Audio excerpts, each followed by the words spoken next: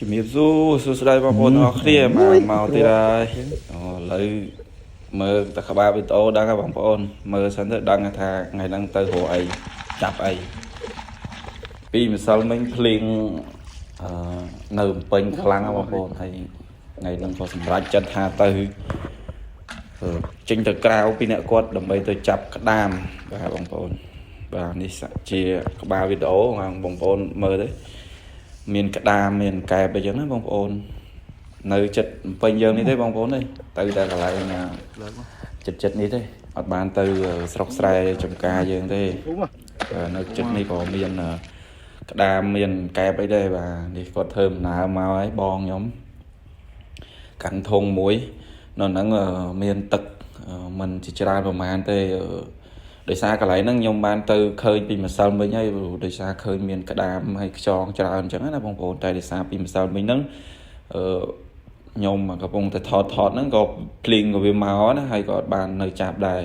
ឥឡូវក៏ចុះចាប់ក្តាមហើយបងប្អូនបាទសបោមែនតើក្តាមហើយក្តាមហ្នឹងអត់ធំទេវាទូចល្មមដែរបាទជាក្តាមធម្មជាតិហ្នឹងបងប្អូនច្រើនណានៅក្លុកទឹកហ្នឹងហើយនៅកន្លែងហ្នឹងមិនមានប្រហែលតែក្លុកទេបងប្អូនមានដូចជា3ទៅ4ក្លុកទេហើយមានស្រូវមានក្លុកអីចឹងណាបងប្អូនហើយមើលនេះជាសកម្មភាពរបស់បងប្រុសខ្ញុំគាត់កំពុងតែរាវក្តាមហើយបងប្អូនអើយនេះចាប់បានមួយទៀតហើយក្តាមល្មមមកធ្វើជ្រូកហ៎បងប្អូនក្តាមហ្នឹងចាប់មកយកធ្វើជ្រូកគ្រូសារបស់ខ្ញុំគឺគាត់យកមកធ្វើជ្រូកបានប្រហែលក្បាលហើយបងប្អូន4-5ក្បាលហើយនេះគាត់វែកមើលទៀតហើយជាក្តាមស្រែបងប្អូនក្តាមធម្មជាតិណាបងប្អូនតិចច្រឡំថាខ្ញុំទិញពីផ្សារយកទៅចាក់អីអត់ទេគឺដោយសារពីម្សិលមិញហ្នឹងគឺខ្ញុំបានឃើញលេងនឹងសបោក្តាមតែដោយសារភ្លៀងអូនេះធំបងប្អូនតគៀបប៉ុណ្ណាណៃតគៀបនេះបានស្ងោរវាចលុកជាមួយនឹងទឹកត្រីកោះកុងក៏អែមដែរបងប្អូនក្តាមជាមួយអំបិលអាមេរិកក៏អែមដែរបាទទេសភាពយើងក្បែរភ្នំពេញហ្នឹងនេះគាត់កំពុងតែរាវបងប្អូនអើយបងខ្ញុំគាត់ប្រកែចាប់ត្រីបងប្អូនចាប់ត្រីរាវត្រីហ្នឹងគាត់ប្រកែតែថ្ងៃនេះមានតែក្តាមឯងអត់មានត្រីឯងបាទនេះបានមួយទៀតហើយចាប់យកច្រើនមែនតើច្រើនគូសំនិយាយទៅវាមិនច្រើនខ្លាំងទេនេះបានមួយទៀតទេណាឃើញទេបងប្អូនចាប់ដាក់សបោមែនតើនេះបាទសបោបងប្អូនអើយនេះពីអ្នកគាត់ចេញទៅក្បែរហ្នឹងអូអានេះទៅគៀបធំហើយបងប្អូនមើលនេះបងប្អូនសាកគិតមើលសុបាយណាសកម្មភាពនេះបើយើង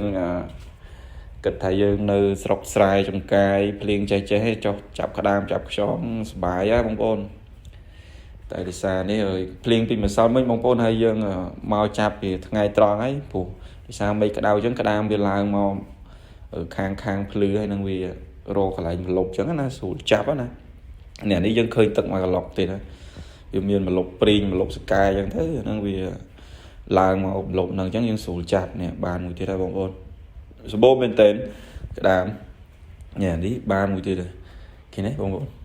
ចាប់យកបងប្អូននិយាយទៅបានច្រើនដែរក្តាមបើយើងគិតជាគីឡូទៅវាប្រហែលជា1គីឡូជាងណានេះបងប្អូនណាបានមួយទៀតហើយមានត្រីដែរតែបងប្អូនតែដោយសារត្រីយើងរាវប៉ះទៅយើងចាប់អត់បានទេព្រោះទឹកវារៀងជ្រៅណាបងប្អូនទឹកវាជ្រៅដែរ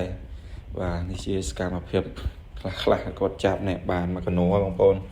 អានេះចាប់1គីឡុកទៀតទេយើងចាប់ផ្ដើមចេញទៅ1គីឡុកទៀតចឹងណាបងប្អូននេះអានេះបានធំហ្មងអានេះគីបដៃគាត់អានេះយើង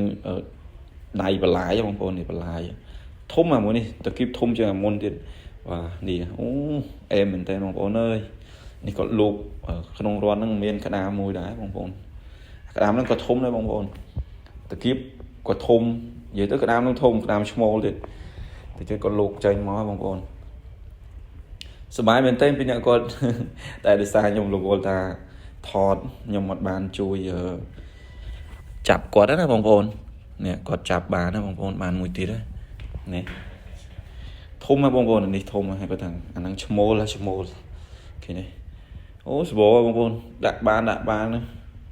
tại vì miền tạiประมาณ clock ទេបងប្អូនដូចជាមាន3ទៅ4 clock ទេទឹកណានេះអានឹងដើរចូលក្នុងស្រូវបានកែបមួយបងប្អូនវាលោតមកដេញចាប់ខ្ញុំជន់បានលោតមកខ្ញុំជន់ពឹបបានណាបងប្អូនបានកែបមួយបងប្អូនខ្ញុំគាត់កាច់ជើងបើសិនយើងកាច់អត់កាច់ជើងវាទេវានឹងលោតចេញពីធុងហើយមានកបៃមានអីអូតែសភាព